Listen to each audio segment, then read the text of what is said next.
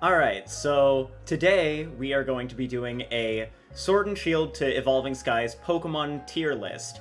And this is a tier list that the template was made by Celio's network, so definitely go follow them, because they are an amazing Pokemon content creator that puts out content legitimately every single day. But we're going to go through our definition of this tier list. So, tier lists are inherently subjective. However, the way that we're going to be defining this is S tier is going to be top decks in the format, best deck in format, or would be without certain small checks existing in the format, and have very convincing matchup spreads and prevent some strong archetypes from being more prevalent simply by existing in the format. If a deck has a bad matchup against these decks, it may struggle to succeed in this format.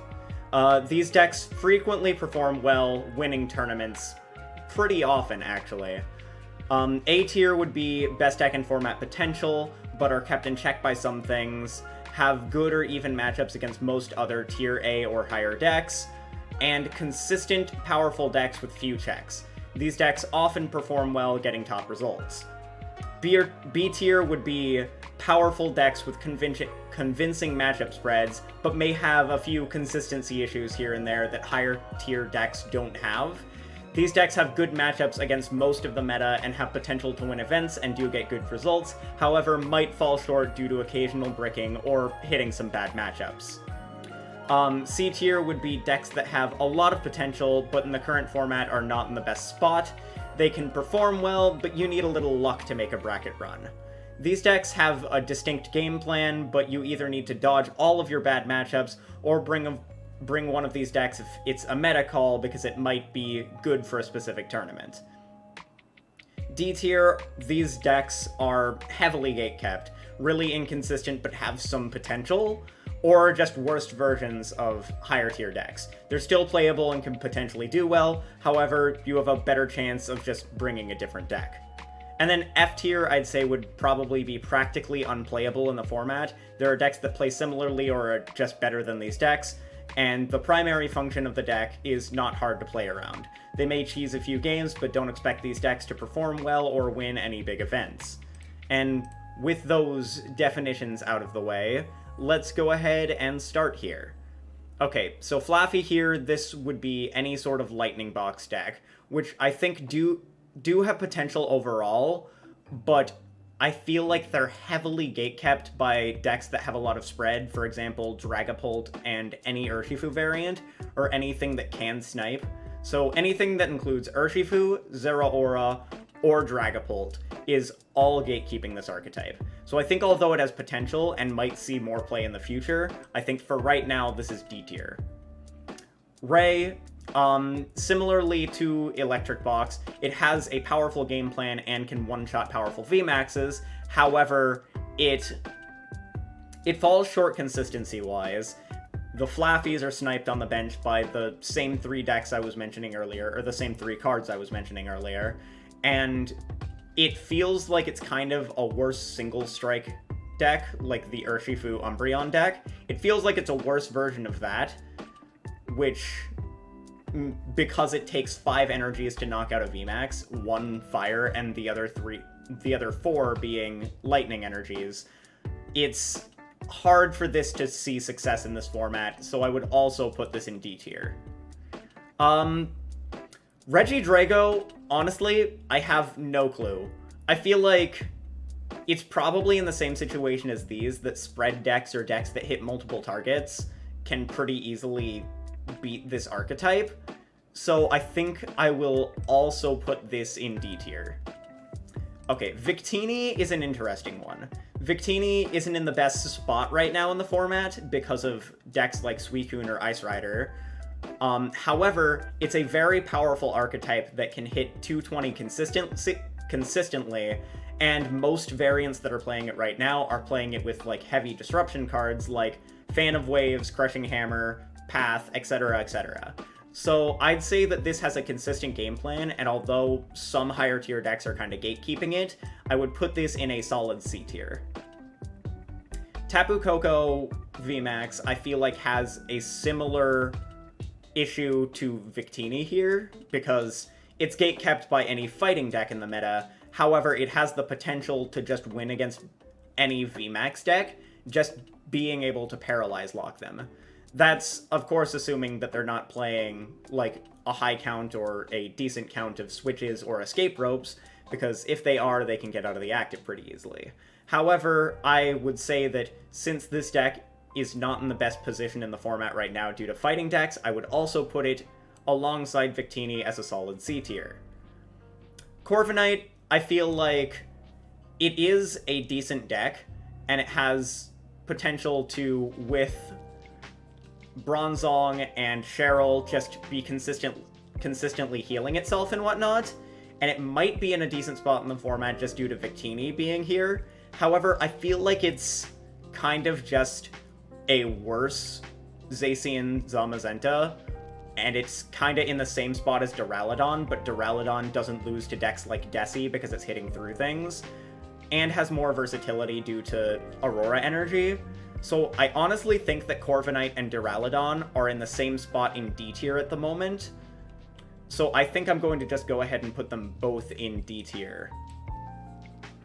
Duraludon has a similar issue here. It's hard to set up both Bronzongs and the Duraludon at the same time, and both of them have interesting abilities. This one has the ability to block Pokemon with special energies, and this one blocks abilities from hitting it. So they both deal similar amounts of damage for the same count of energy. It's just this one would require Auroras, and this one does not. So I'd say for both of these, I would put them at probably high end of D tier. Alright, Ice Rider and Suicune I'd like to put in the same spot, because Ice Rider and Suicune are kind of interchangeable as a deck. And then there's also Suicune Ludicolo, which I would consider as its own archetype. So I would put Ice Rider and Suicune together in tier A here, because they have convincing matchup spreads, alternate weakness attackers. One of them's a basic and one of them's a VMAX, so you have both a tanky way to go about it and a more aggressive way to go about it. Suicune has the ability to draw a card. They're both played alongside Intelion, so you're able to tutor out specific cards and also fix math. Melanie lets them set up in a single turn. I think that this deck is in a very good spot in the meta right now.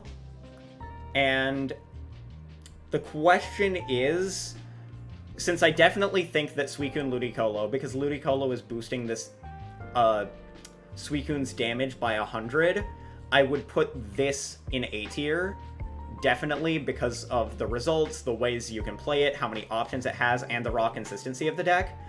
And honestly, I would put Ice Rider and Suicune right below it. I think the Ludicolo variant is the best one right now, but I think eventually Ice Rider Suicune will make its way to being more played than Suicune Ludicolo in the future. Alright, Malamar. Malamar, I think, has similar issues to these decks down here, where it kinda just is gate-kept by sniping and stuff like that. Especially Dragapult. I feel like Dragapult is just an auto loss for this deck. So I would also put this in D tier. Shadow Rider is a very, very powerful archetype, which can ramp up to massive numbers, especially with Alchemy and Galarian Articuno, and just the consistency of its ability to accelerate in energy and draw 2. I feel like this deck is amazing. However, I'd say that it isn't the best Psychic deck in the format. Single Strike Urshifu also does the job a bit better, and it kind of bricks due to the sheer amount of energies it runs, so if you brick early on, you can kind of just fall short, and it's kind of hurt by path. So I'd say we put this in high B tier here, or maybe just solid B tier, because there might be some decks that are just higher placed than this that are also B tier. Alright, so the next one would be Desi, which Desi, I feel like it's not in the best spot in the format right now, just due to the sheer amount of Intelion engines that are in play. However, it is, and can be, a very, very good meta call for being able to kind of just run through a tournament if no one's respecting it. And it can do well against Intelion engines if you get enough Decidueyes onto the field early enough, because if they're needing to two-shot you with the Intelions, or you can remove Drizzles early on enough, they might not get to the Intelions, and might just not be able to damage you at all. So I'd say that I think this is right now on the lower end of C tier. It can see play depending on the meta. Eternatus, this used to be a top tier deck, and then it's fallen short recently just due to the sheer amount of fighting decks that are in the meta and the fact that there are other things that just do its job better now. It feels like probably I'd call it the highest D tier deck, because it's falling short to a lot of things. It's really, really hurt by Path. The moment Path comes down is the moment their entire bench is basically gone. It doesn't have Swell anymore. It's hard to reach those knockouts now with this deck. So I think I would put this in a high D tier, because it's very, very heavily gatekept by fighting decks and Path, which a lot of decks play. I feel like even if you're playing this to try to beat Dragapult can potentially just win just due to the fact that it has 4 paths. So you might not ever get set up. Alright. Glaceon. I feel like this deck is a worse Decidueye, a worse Zamazenta, and can be easily played around by most VMAX decks by just attacking with the V. I honestly feel like if you're running the Intelion engine, they can be gusting around you. All they really need to do is take 1 knockout on your Glaceon, and they're pretty much set for the game. So I feel like this deck is in a very, very bad spot in the format, and doesn't really have a good matchup spread, or really a good matchup against much of anything at all in this format. So I would actually put this down here, especially considering Path is also really prevalent, and Path actually turns off the ability and makes it basically just worse than any other water deck in the format. Jolteon. Jolteon, I'd say, is one of the best decks in format, really only being pushed down by fighting decks, but other than that, it can beat any other deck in the format. So I would put this in A tier, but I'd say you need to dodge Urshis in order to make a bracket run. Really, all you have to do is dodge Urshi, and that's about it with this deck. Arctozolt. Arctozolt, I feel like, has a lot of potential as a tank deck, especially in this format. It's really good at healing off all the damage that is on it. The one problem being that if it's knocked out in one hit by a fighting deck, which fighting decks are prevalent, it's just losing that game.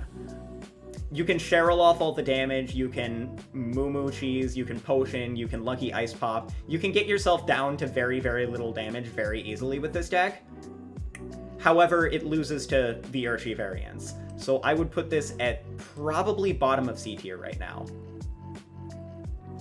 Leafeon is probably the most consistent deck that is, like, consistently powerful and has a good matchup against practically anything. It doesn't really have checks other than, like, Victini, but if Victini had any, like, prevalence in this format, they could just play Snow Leaf Badge to remove their weakness.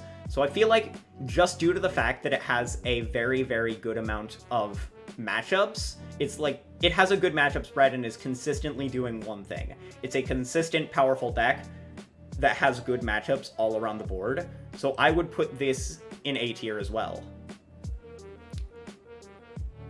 Blaziken Zeraora is honestly just worse Urshifu Zeraora, or worse Vaporeon Zeraora, or worse Sylveon that plays Zeraora. So honestly, just due to the fact that there are literally so many better decks in this format, I would put this probably low D tier, just due to the fact that there are so many other Zeraora decks that just are better in the format. Urshifu Intelion has probably the most powerful move in the game. Gmax Rapid Flow is able to do 120 to 2 different Pokemon for 2 energy attachments. And with Telescopic Sight and Passimian, you're able to do 180 to 2 bench Pokemon. So I feel like although it's kinda pushed back by Dragapult and Shadow Rider at the moment, it's one of the best and most powerful decks in the format, and you can get set up in a single turn by playing Raihan. So I would put this also in A tier here, and I think that this would be highest in A tier, and I think that Ice Rider with Suicune would probably be bottom of A tier. I feel like this is our A tier here. This definitely feels right for A tier. Now, following that is Urshifu Zeraora, which has a more powerful burst option and plays very similarly to Intelion, but is a little bit more inconsistent. I feel like this deck is extremely powerful and extremely versatile in this format, but I'd say that its consistency issues put it down to B tier instead of A tier. Yeah. Intelion, it's honestly just an inferior water deck, but it has playability at least. I feel like here it's better than Glaceon, but worse than Suicune or Ice Rider. So honestly, I think I'll put that, like, probably here in D tier. Dragapult. Honestly, I think this is the most consistent, most powerful, most limiting deck in the format. This deck limits players' options so much with Path and Marnie, doesn't need much to set up, it just needs 2 attachments, and fixes perfect math with the Intelion engine spreading pings everywhere, and also Galarian Zigzagoon and Scoop Up Net to be able to utilize that over and over and over again. This deck is, in my opinion, the best deck in the format right now. The only things that are keeping it in check, really, are Galarian Moltres and the Sableye Weezing deck. However, they can still win those matchups if they manage to lock them out with Path. So I would say that this is probably the top deck in the format right now. Followed by Vaporeon Zeraora here. This is a rogue deck that was made by Luke Morza himself. Celio's Network, definitely go follow him. I'll have his YouTube link and Twitter link in the comments below, actually, because I absolutely adore that man's content. Anyway, this deck came top 16 at a recent event that he just built this deck and went into the format with it, basically. I feel like Jake Gearhart also had a start with this deck as well, so I also give credit there as well. I'll also have their Twitter in the comment section below. I just remembered that Jake Gearhart also made that deck. But I will put it in probably the highest in C tier, because it's a bit inconsistent, but it's extremely powerful and has the potential to win the game in 4 turns. But I would still put it in C tier just due to potential consistency issues and the prevalence of both Urshifu variants and Jolteon variants in the format. Not Jolteon variants, just Jolteon in and of itself. Delmise, I feel like this deck has potential, but is not, like, in a good spot in the format right now. I feel like people don't know what list to play with this deck yet. I'm not sure whether or not to put it in bottom of C tier or, like, top of D tier. I feel like I put it in D tier, like, around here. Yeah, I'm gonna put it top of D tier just to be fair about it. There's honestly a lot of decks. All of these decks can be played and can have success, but, like, I feel like they're just outclassed by higher tier decks. So I don't feel like it would be fair to put it in C tier, but I feel like it's almost good enough to be out of D tier.